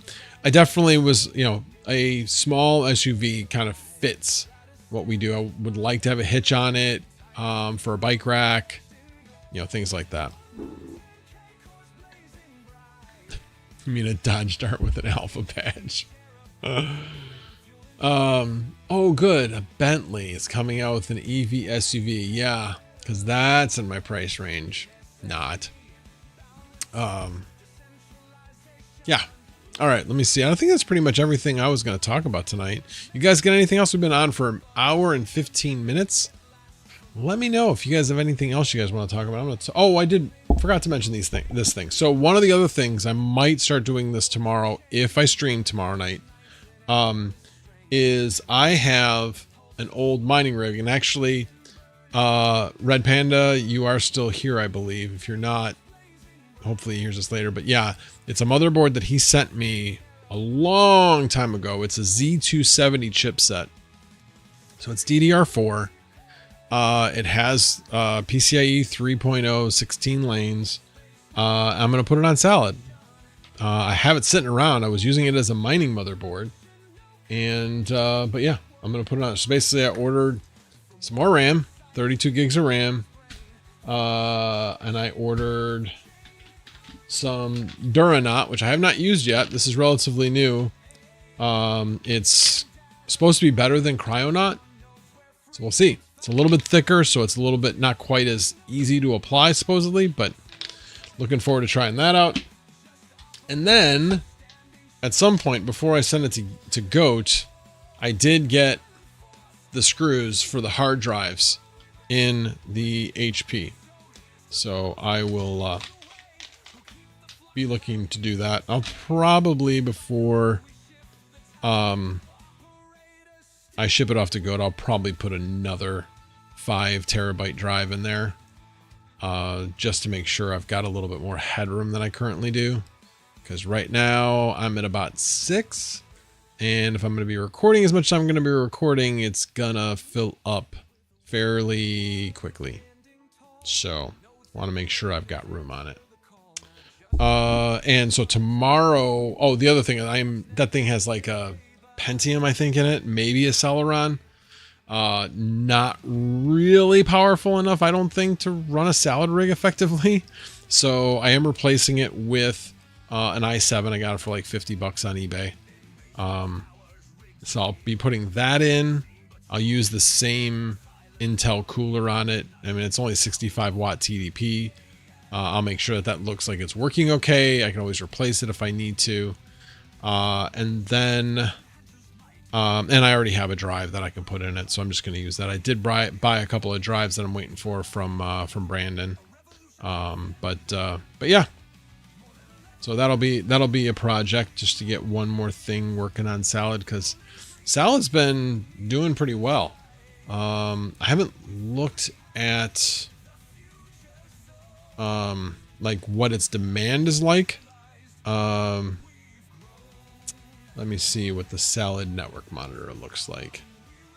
It's definitely slowed down a bit, but it's still doing well. You know, the ones that I would be doing is 3060 Ti and 3060s. That's what I have. Right now, the 3060 is in higher demand. It's still in high demand, as well as the 3060 Ti is in high demand. Now, they only pay 4.2 cents, but I have them, and they're profitable. So why not make a little bit extra money? It's like $1 a day revenue for each of them. It's probably using about 1 cent worth of power an hour, about that. So you're making 3 cents an hour, basically about 75 cents a day on each one of those GPUs. Can't hurt. And right now I am about 3 days. It looks like 3 days away from finally being able to cash out. It's been a while since I cashed out with Salad, because I have been only doing it with one 3060, and for a while, actually I was doing one 3060 Ti, and that one was down for a while. And then I put a 3060 in there because that was in higher demand. So I have since left the 3060 in there. So let's see. All good. I will dedicate a full 10 megabit VLAN for your backups. I got you, bro. 10 megabit VLAN. Thanks, man. Whole 10 megabit? A whole 10 megabit. Wow. Wow. I'll do it at night, man. I can schedule it for when you don't need it. Man, that would take forever at 10 megabits. 10 megabits? How fast is your internet, Goat? They did send out official announcements that they are starting to roll out fiber in my town. So they have officially announced that. Now, when they will actually get to my neighborhood, who knows? I want to work with the homeowners association, like to be like, hey, you know, if we get enough people to like sign something that basically says, or at least get them to sign up with Metronet, which doesn't even commit them, just sign up, that maybe we can go to Metronet saying, look, we have this many people that have signed up in our neighborhood. What would it take to get you to fast track our neighborhood? Like how much in the way of percentage of homes do you need? Because right now their plan is to just roll out as they go through geography by geography. But I'm sure that their backbone people, the people like laying down the network, you know, backbone, are probably going to go much faster than the people going home by home by home. So I don't know. We'll see. I've heard the beginning of next year, unfortunately, but I was hoping it might be sooner. We shall see. 3 gig up and down comes in on Tuesday. Well, wait a minute. Hold on a second. How long? Didn't you already have like multiple like appointments of when they were going to install it, Panda?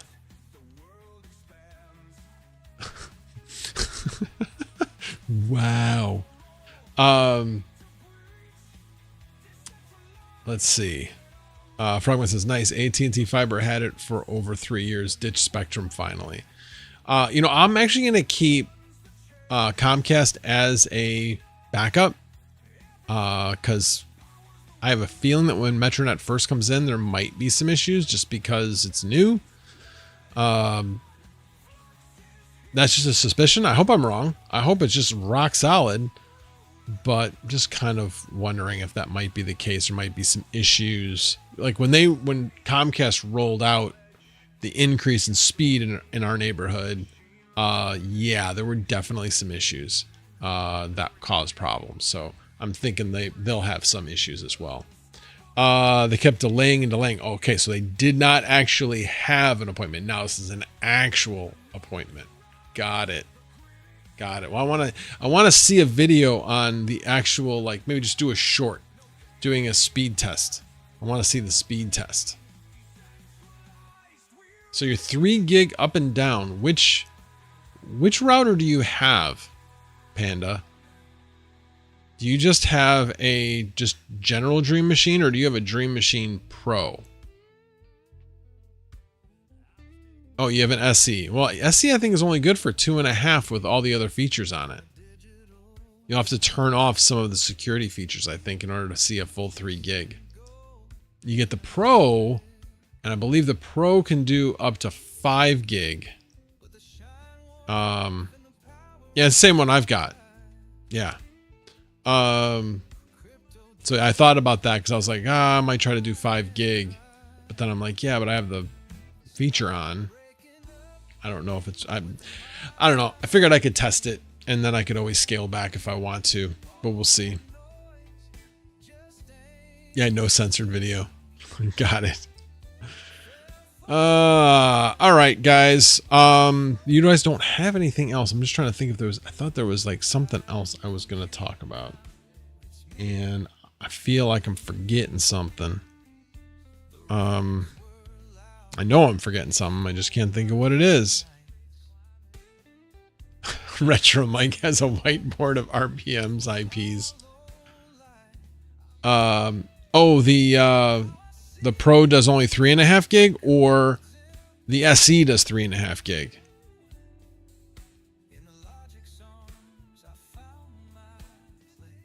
Yeah, let me know that.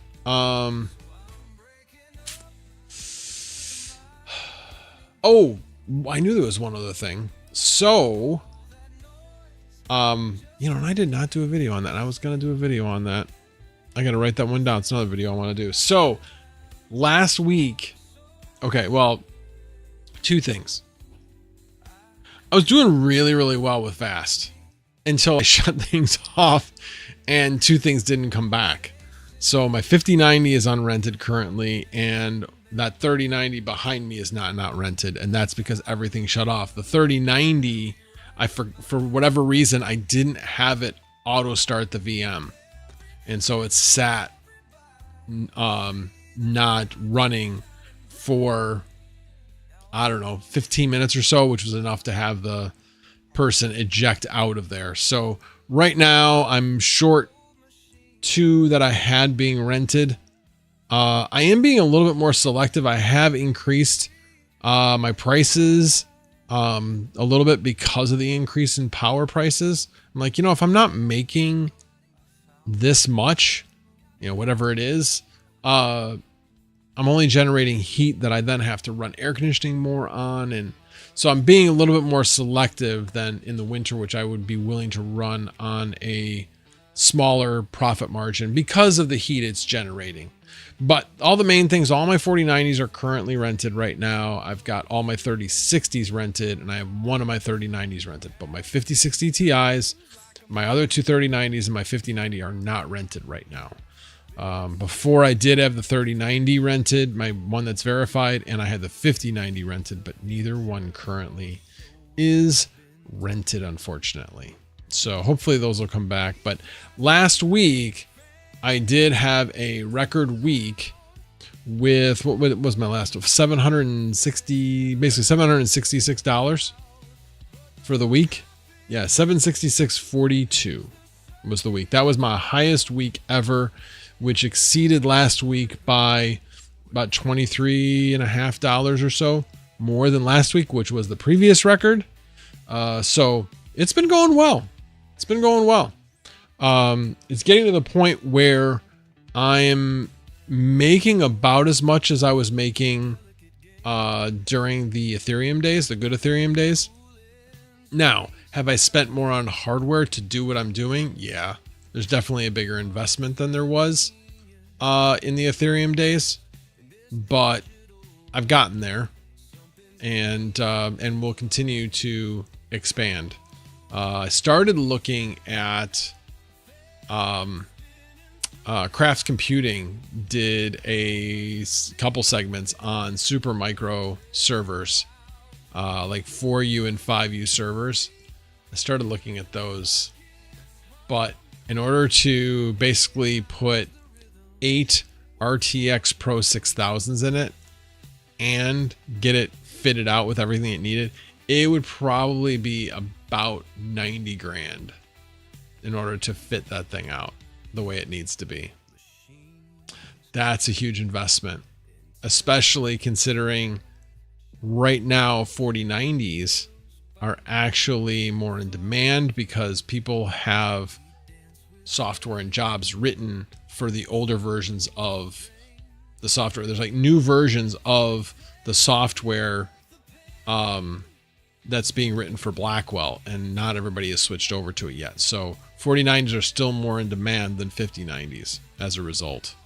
So until more people start making that switch and start putting 5090s more in demand, I'm not willing to make that huge investment in a server like that as much as I would like to. Not happening. Not happening.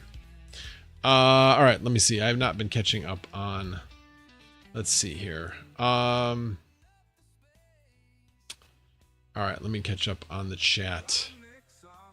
Let's see. Sorry, I gotta figure out where I left off. All right, I'm gonna have 5 static IPs. Nice. PF sensing 4 of them. Let's see. Are you renting those statics or did you buy them? Triangulation only takes 1 IP. Just gotta find out one of them are. Those version 4 IPs are gonna be more valuable than gold. Yeah, no kidding. But he's asking, did you just get 5 IP addresses as part of the package? And are they yours, or once you are done, then those 5, like if you decided to go to a different service, those 5 IPs would not be yours to keep, I'm guessing. Basically paying monthly for the IPs. Yeah, I kind of figured that. So yeah, they would be gone. Let's see.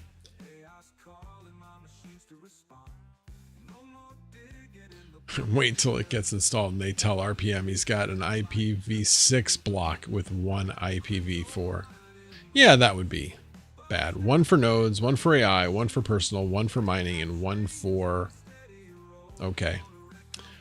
Okay.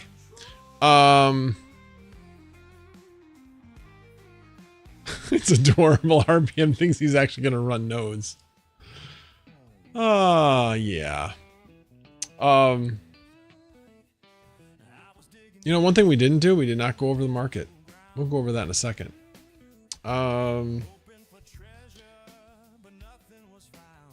Each person has their own internet being fiber optic. Yeah, so it's a lease. Yep. Yeah. I'm keeping it till I die. I ain't moving away from fiber.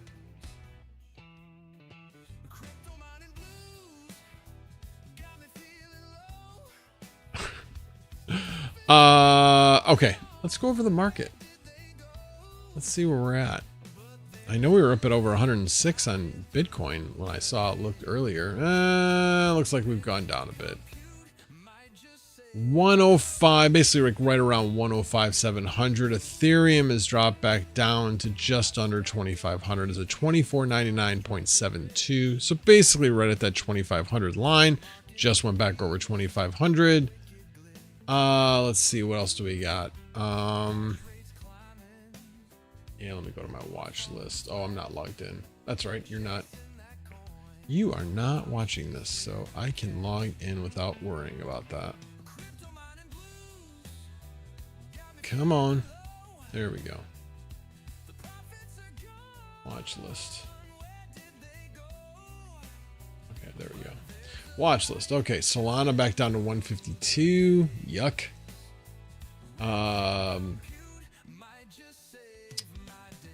Let's see, what else am I interested in? Avalanche over 20 still. Litecoin at 87.50 basically. Yuck. Polkadot back around $4. BitTensor at about 385. That's all right. I can take that. I bought some when it was below 370. I bought one when it was below 370, and I bought a couple others that were up right around 390. Or a little bit below 390, so I'm actually slightly up on my BitTensor. Slightly up. Let's see. Caspa at 8.6 to 8.7 cents. Let's see what else is interesting here. Filecoin 249. I'm definitely down on that. I bought it in bought back in at like 277, which has been an entry point for me pretty consistently. But it continued down the last time I entered at that spot. Jupiter back below 50 cents at about 46 cents. Helium at 289, below $3. It's down 14% this week. I hadn't really looked at it that much. Ravencoin's still up 51% for the week, up about 5% today. It's been all over the place. Hive Mapper is up today, but down 3%. It's at like 2.5 cents. Flux is still down. It's only down 5% this week. I guess it was down bigger the week before, would be my guess, but it's below 22 cents right now. Lithium at about 36 cents. Demo at about 6.1 cents. And let's see, Dynex was up pretty good today. Pretty good this week. It was up bigger earlier today, but it's at almost 4.4 cents. Radiant up 1.36% for the week, not going down. Presearch down 1.42% for the week. It's over 0.33 cents. Let's see what else we got here. Neoxa down 8.34. I feel that's a broken record. It's like down 5 to 10% every single week. How much further can it go? Yes, it can go to 0, and I'm starting to think it just might. It just might. One day left. Go vote on my new PC build dilemma.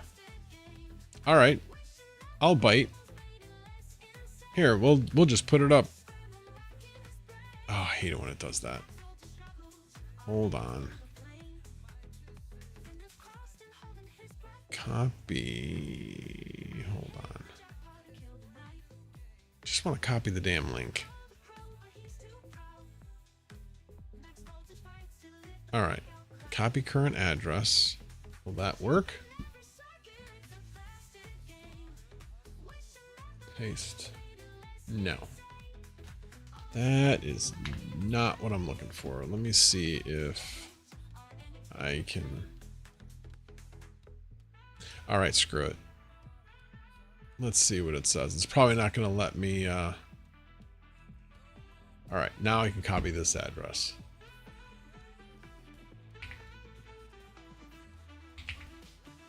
There we go. Now let me switch the screen. Let me get out of this. There we go. So you're running an i9 9900KF with 64 gig DDR4, but my 4K editing is starting to chug.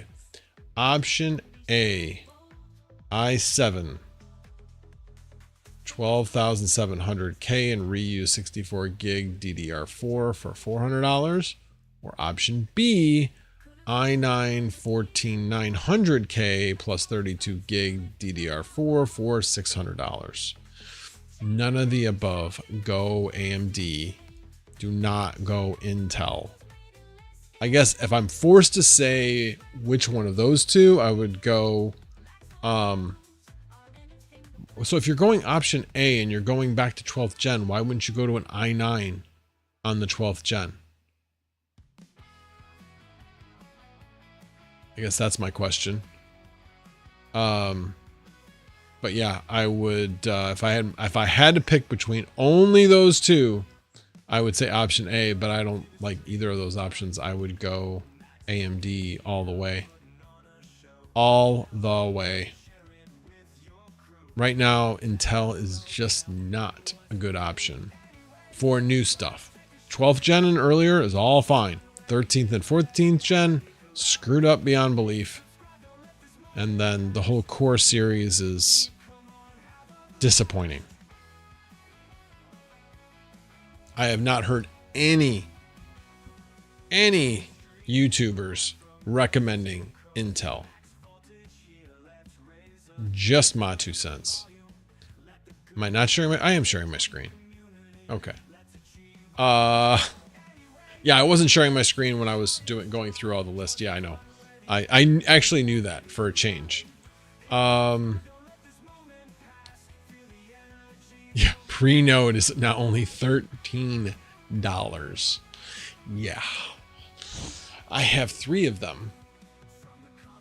I'd be willing to sell for $300. Rizzo 529. I almost went to the Indiana Fever game yesterday in Chicago. I didn't want to make the drive. Well, interesting you mentioned that. I mean, Caitlin Clark wasn't playing.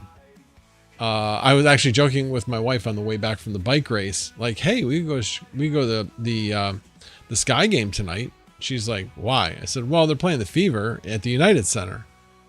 And she was kind of like, and I'm like, well, Caitlin Clark's not playing. There's probably going to be a lot of people who are not going to go now as a result of Caitlin Clark not playing. So I'm kind of curious to see what the attendance was. All right, let's see. Intel works better with DaVinci and CapCut. Really? No, I know option B is with DDR5. I am aware. Obviously, that is more like future proof by just moving straight to DDR5. But I still like the idea of sticking with 12th gen and going to an i9. Although I don't understand. I don't think, would an i9 9900KF really be the reason why it's chugging? I'm not sure that's because of the processor. P cores and E cores make scrubbing and video editing faster and smoother. I don't know. I have a 5950X and I don't have any problems. That's all I can say. Although, honestly, I'm getting to the point with Descript is it's like push a button and tell it to eliminate all gaps over a second, any uhs, ums, so's, all that kind of stuff, and just saying go, and then I'll watch it. And then you can approve it after the fact. So that's kind of where I'm at this point. So yeah, I haven't run into any issues. Let's see.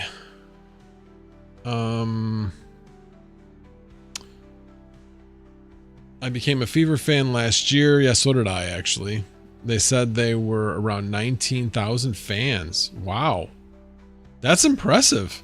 That's really impressive. Like I said, Caitlin Clark, she might have been there, but she wasn't playing. I know that. Oh, okay. Well, yeah, I guess I guess you would look at that, obviously. That's how you determine it. Okay, first of all, no, I'm not doing 4K videos yet, so I guess that would be a big reason why I'm not running into problems. I'm still only doing 1080p. I shouldn't say that. Occasionally, like when I shoot something with, although, no, because the output I'm doing, no, I guess the input still, it doesn't matter. I am, when I'm using the Pocket 3, that's shot in 4K. So I guess yes, in that aspect, I am editing sometimes in 4K, but I haven't found it to be an issue. But again, I'm using Descript. I'm not using DaVinci. Yeah, most of the video editing apps do the AI transcription now. Super slick feature. Love it too. Oh yeah, it's awesome. It's absolutely awesome. To be able to go into your script and be like, yeah, that didn't go well, and you just literally delete the words. And what the best part is, you strike through it. You're not even permanently deleting it. You're just striking through it, and then you can play it back, and then you can make the changes permanent. Or when you go to, you can just leave it like that and then send it off to be rendered, and it's going to take it out anyway. But it is nice that it makes it easy so that you can not have to like permanently delete it if you don't want. But yeah, it's really, really impressive. The eye thing, although I haven't really had too much, I haven't really used it that much. I used it on one video, I think. I wanted to see what it'd be like. But yeah, it's pretty impressive. I would really like it if Descript would have like a StreamYard type of platform. That would be really cool if they did. That'd be really cool. Rizzo says, when I was doing video editing, my 10,600K with 32 gig of RAM used to be killer with a 3060 Ti, but that was about 4 years ago. Yeah, the key is are you doing 4K? Intel is better for video editing because of quick sync, but at the end, the GPU is more important. Okay, interesting. I mean, I've always used, I shouldn't say always, for the last probably 10 years, I've had an AMD processor. So yeah, let's see, has it been that long? No, I guess before that, I was mainly on laptops. I didn't get this desktop, I think, until 2020, I think. So it's been like 5 years that I've been on AMD, but haven't given it a second thought. It's been great. I started out with a 5600X, and then I upgraded to a 5950X, and still don't feel like I'm wanting for power. It seems to do well. 64 gig of RAM. That's obviously killer, especially with the way that I use tabs. Yeah, let's see where I'm at actually. Do I have it open? No, I don't. Give me a second. Oh, it's going to bring it right up there. I don't really want that. There we go.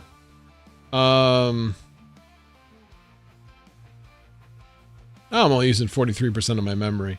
But the reason for that is because I accidentally shut off my computer when I was doing the thing with the panel earlier today. So thing hasn't even been running 24 hours yet, and I've been working on very specific things. So there's a lot of tabs that are there that are not loaded at all. So yeah, Chrome's only using 10 gig of RAM at this point. And I do have Firefox open as well. When I ran out of Suno, you only have a limited amount of songs you can do with Suno. So then I was like, okay, I'm going to open up Firefox and open up a new account so I can continue. Now that I'm like, I know what I want. I'm right there. I know exactly what I want. So I did like 4 more songs with the new account and then got what I wanted. So I've just been mainly using that one since that's got the stuff that is good. It's all pretty much in that account. So, but yeah, I've got Firefox open as well. And I actually wanted to try, I saw, Extreme Will Tech. He had a thing on naming your salad rigs, that there's now, an extension, in Firefox as well as in Chrome to rename your rigs. I don't know how it works. I have no idea, but I wanted to give that a shot. So we'll see. May try that as well. Max said it. 14900 has power issues that borks the chip. Look it up. Yeah, it's bad. Jay's 2 cents just recently did a video on it. I mean, if you're going to buy one of those chips, make sure you buy it new and make sure that the BIOS is updated on the motherboard. It has to be updated. Otherwise, you're going to do damage to that chip. And it's questionable about whether or not they've fully fixed the problem or not. So what Jay's 2 cents, basically, one of his friends had it was either 13th or 14th gen processor in their computer, and it was really acting weird. It was getting blue screens, all kinds of stuff. And when he basically underclocked the CPU, it was fine. But as soon as he turned normal clocks back on, and so once you're having to underclock the CPU in order to make it work, it's only a matter of time before the thing just completely cuts out. That's been the history. So his friend is actually, he ended up buying a CPU for his friend, and I think he was paying him back. It doesn't matter, but he basically bought one, replaced it, got him up and running, and then his friend was going to send in the CPU for Intel to do a warranty replacement on it. So, which I'm sure will probably end up like basically either selling or whatever. But yeah. What about 14.7? It's all 14,000 and 13,000 series that have the problem. All of them. Like I said, you can look it up. All right, what is he sending me now? Let me see. Intel Core i9 12900K, Asus Z790 gaming Wi-Fi 7, skill rip trust 32 gig.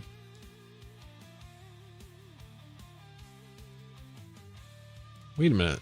The 12th gen had DDR5? Not DDR4? Or is this one of those where it could be either or?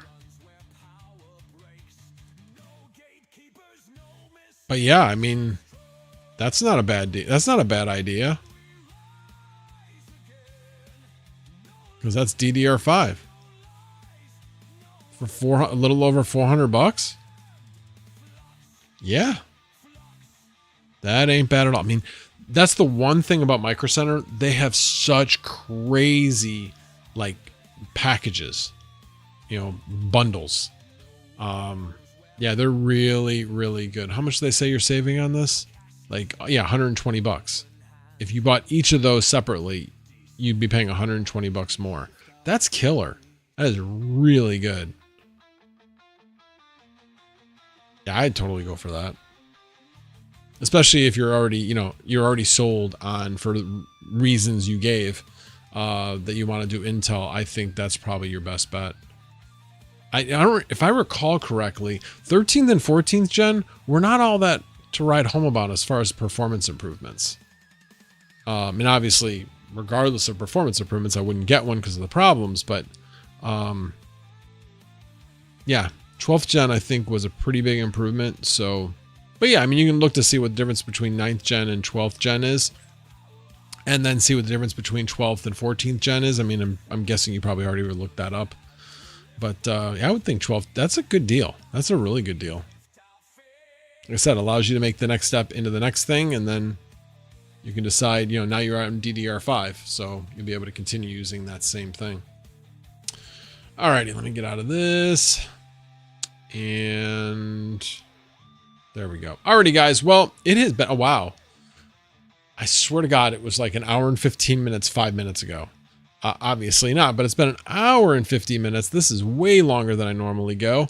So appreciate you guys all being here. And I will probably put out a post late if I'm not going to do a live stream. Either way, it'll be like probably like kind of a last minute call, like 6 or like 1 to 2 hours before the stream is when I will know. So yeah, so I'll let you know either way. And otherwise, if I don't see you tomorrow night, I will see you next Sunday. And keep an eye out for content. I need to get content out. I'm like more motivated than ever. I just need to do it. But alrighty, guys. I got to get some sleep though tonight because got to get up early tomorrow because customers coming. I got to make sure the warehouse was in good shape on Friday, but I got to make sure that it stays that way for the customer coming in. So, alrighty, guys. Thanks for being here. I appreciate it. And as always, no tabs were harmed in the making of this video. All right, have a good day, everybody. See ya.